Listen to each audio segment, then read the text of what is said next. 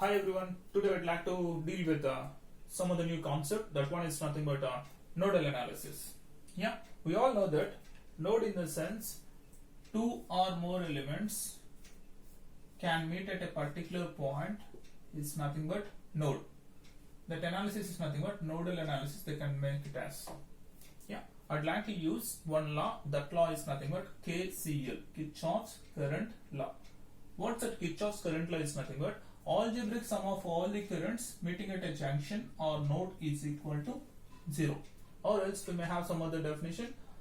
Sum of the entering currents is equal to sum of the leaving currents. Sum of the entering currents is equal to sum of the leaving currents is also valid at a node.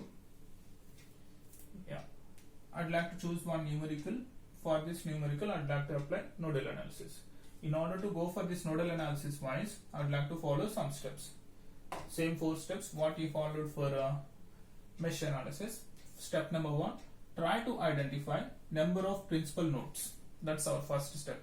If you identify those nodes and make some names there, those things is nothing but designate those nodes with names here, V1, V2, unknown values, maybe like this. Next, third step, apply KCL for those each node is there. If you are having some node 1, node 2, node 3 like that, apply KCL for each node. Finally, solve those nodal equations. We may get the values of voltages. These are the procedural steps you have to follow for nodal analysis. Yeah. Let's observe in this particular steps here. Actually, in this particular one, I'd like to have some, this node comes under the node. The second one, maybe 1, 2, 3. Yeah, this comes under the node. Make it as V. There is no other nodes, only one node will exist for this numerical. That's only V. Yeah. In order to go for the part of this particular node equations, apply KCL at node V. That's our step. In order to have this one, stand across this particular node and all the currents are entering or leaving at this particular one. For the sake of convenience, I would like to assume all the currents are leaving. These are the currents are leaving. I1, I2, I3 currents are leaving right now. And all the current summation is equal to 0. That's our KCL. I1 plus I2 plus I3 is equal to 0 at this node. But try to assume that thing.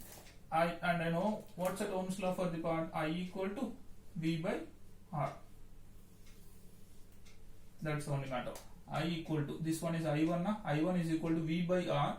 But remember, if there occurs any other voltage across this branch, try to subtract that thing.